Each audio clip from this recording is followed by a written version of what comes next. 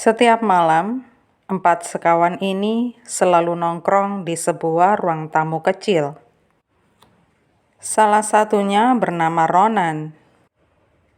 Sekalipun biasanya yang hadir lumayan banyak, tetapi karena berbagai alasan, mereka tidak bisa datang. Tetapi keempat orang ini selalu hadir tanpa terlewatkan.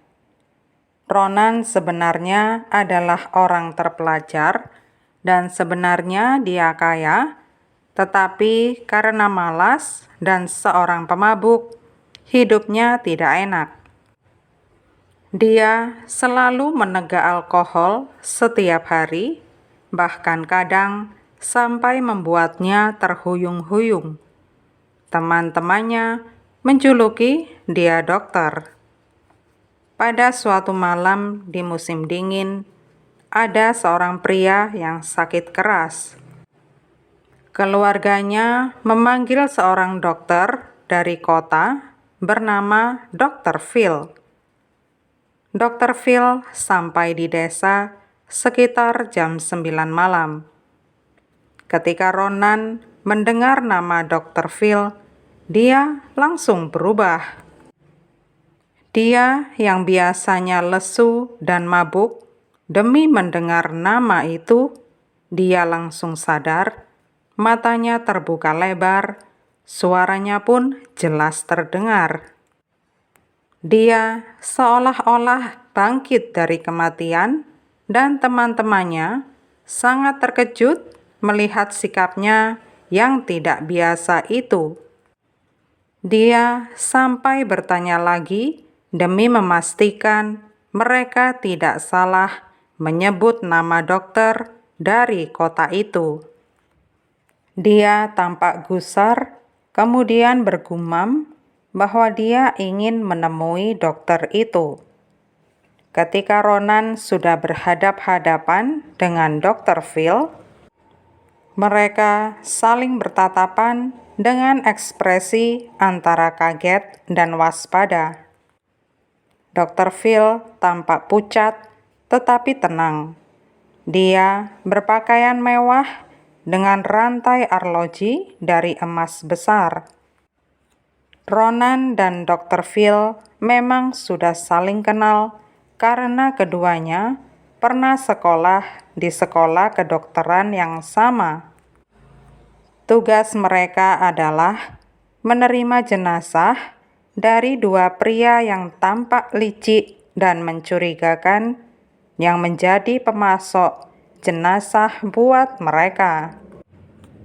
Jenazah ini mereka beli untuk dijadikan praktek pembedahan.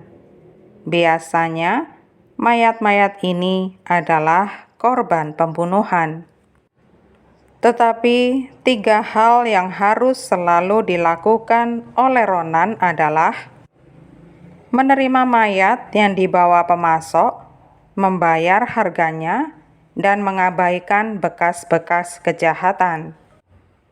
Pada suatu hari, Ronan mendapat mayat seorang wanita dan ketika mengidentifikasinya, ternyata dia mengenalnya. Ronan yakin kalau dia korban pembunuhan dan dia ngeri dan miris saat melihat luka-luka di tubuhnya yang tidak manusiawi. Sayangnya, Dr. Phil menyuruhnya tutup mulut kalau tidak mau berurusan dengan polisi dan jangan sampai mereka dituduh terlibat dalam pembunuhan itu. Saat Ronan dan Dr. Phil tidak mendapat setoran jenazah, mereka berdua akan berkendara jauh ke desa-desa terpencil untuk menggali kuburan dan mencuri jenazah di malam gelap dan sudah kembali sebelum fajar menyingsing dan membawa barang curian mereka ke ruang bedah.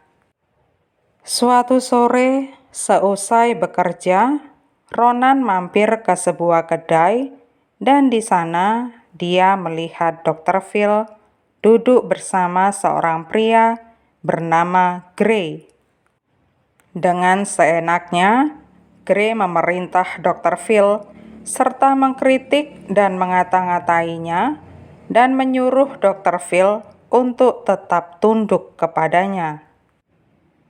Dr. Phil tampak marah besar, tetapi dia menahan diri. Keesokan malamnya, Dr. Phil membopong mayat Gray dan melemparnya ke meja pembedahan.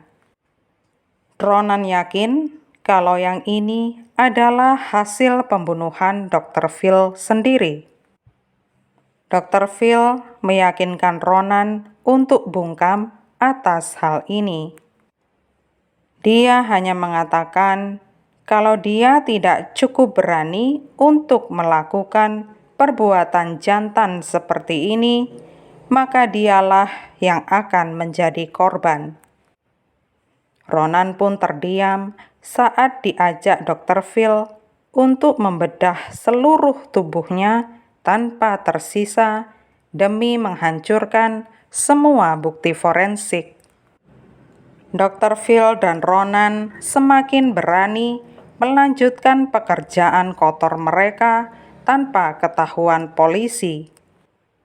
Namun, saat kekurangan mayat, mereka dikirim ke halaman gereja pedesaan untuk menggali kubur seorang wanita yang baru saja meninggal. Mereka bersiap berangkat, dan saat dalam perjalanan turun hujan yang sangat lebat.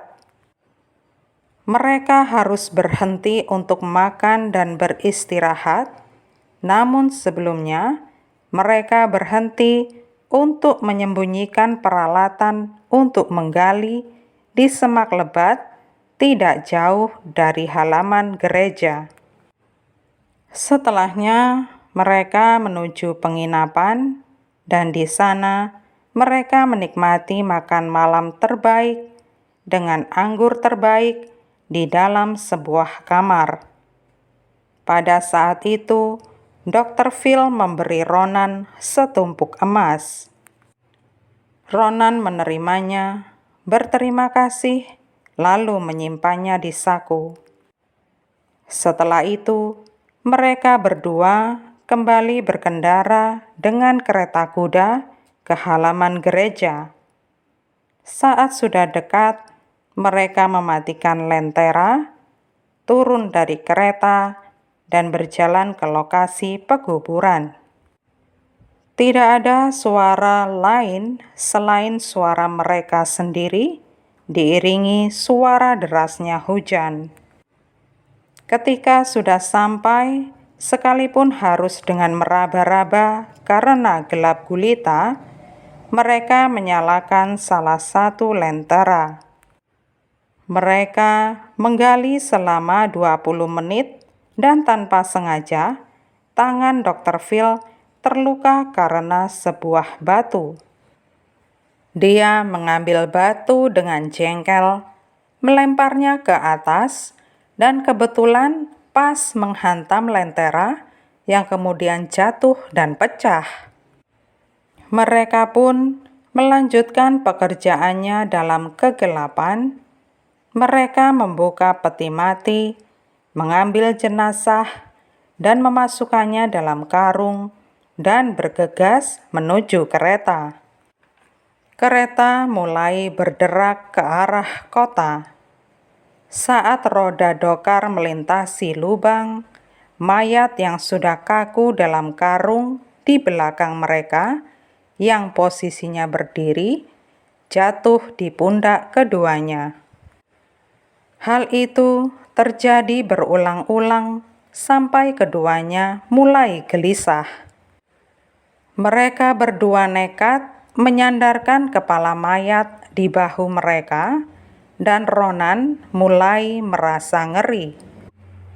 Saat melihat karung, entah bagaimana, dia merasa ukurannya lebih besar dari yang semula.